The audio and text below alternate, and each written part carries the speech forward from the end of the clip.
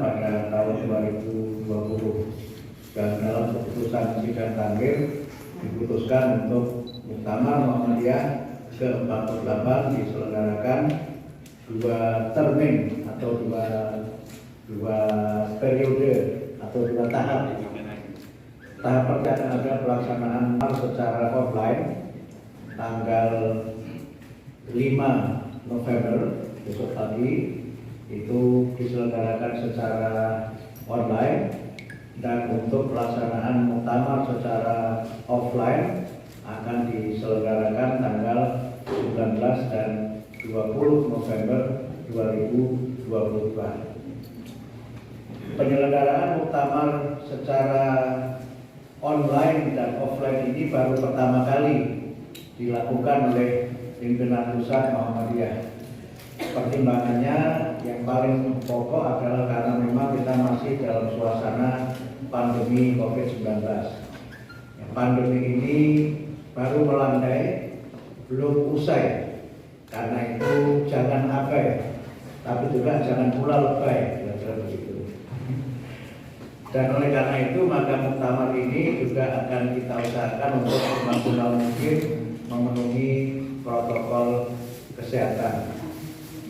Nah, beberapa hal yang ingin kami sampaikan terkait dengan pelaksanaan muktamar yang dua tahap ini. Pertama, bahwa karena masih dalam pandemi COVID-19, kita memang menghindari kerumunan dalam jumlah yang besar dengan waktu yang lama. Sehingga karena itu maka dalam situasi di mana kita ini tidak dalam masa pandemi COVID-19, biasanya muktamar diselenggarakan selama 4 hari. Tapi kali ini hanya kita selenggarakan yang tatap muka itu hanya 2 hari dan yang online hanya 1 hari. Nah, di dalam agenda muktamar online yang kita selenggarakan besok, yang pertama, krisis ekonomi ini memang tidak harus kita bahas, tapi mungkin nanti akan ada dari pemerintah. Karena yang kita sampaikan ini masih berat, yang masih dimungkinkan ada perubahan yang nanti akan disampaikan oleh anggota utama. Memang ini sekarang ini ancaman krisis, bahkan itu tidak sampai resesi ekonomi, dan itu lebih sering lagi karena ekonomi kita. Saya kenal kepemimpinan di Muhammadiyah semuanya kembali kepada mustamirin. Jadi kalau sekarang orang kami bicara calon ketua umumnya ada 96.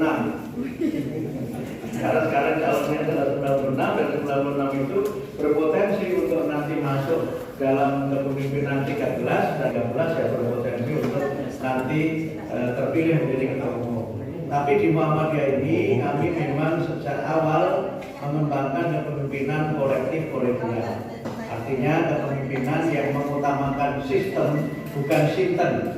Jadi Muhammadiyah ini lebih ditentukan oleh sistem bukan oleh sinten, dan oleh karena itu maka siapapun yang nanti terpilih dialah pemimpin kita di Muhammadiyah, dan siapapun pemimpin kita harus mentaati dan kemudian juga mendukung kepemimpinan itu sehingga dapat memajukan Muhammadiyah untuk masa yang akan datang. Saya kira demikian. Terima kasih. Ini saya kira sudah 95% ya, karena kita secara teknis semuanya sudah siap, tinggal tunggu hari H saja. Dan hari H yang sangat berat dan sangat menentukan adalah pembukaan, karena memang kita tahu persis antusiasme warga yang akan menghadiri pembukaan muktamar di Surakarta ini sangat luar biasa. Walaupun tidak ada pendataan resmi dari panitia, tapi kami memang memperkirakan akan lebih dari 2 juta warga Persyarikatan Muhammadiyah maupun masyarakat secara luas yang hadir di Solo untuk memeriahkan acara Muktamar Muhammadiyah, khususnya pembukaan. Untuk pembukaan insya Allah sampai sekarang sudah confirm akan dibuka oleh Bapak Presiden, sudah ada rapat koordinasi antara panitia dengan pihak istana, dan insya Allah beliau akan hadir secara pribadi, dan penutupan juga tetap sudah confirm insya Allah akan ditutup secara resmi oleh Bapak Wakil Presiden.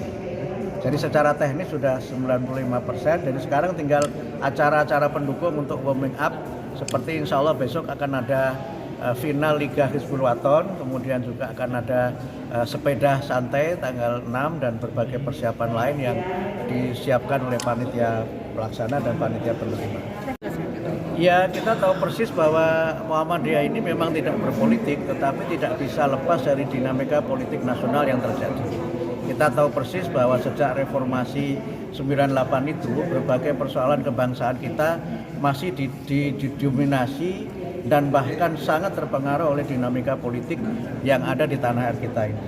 Oleh karena itu maka Muhammadiyah tentu perlu mengantisipasi berbagai persoalan yang mungkin muncul dalam suksesi kepemimpinan 2024 berdasarkan pengalaman pemilu yang sebelumnya.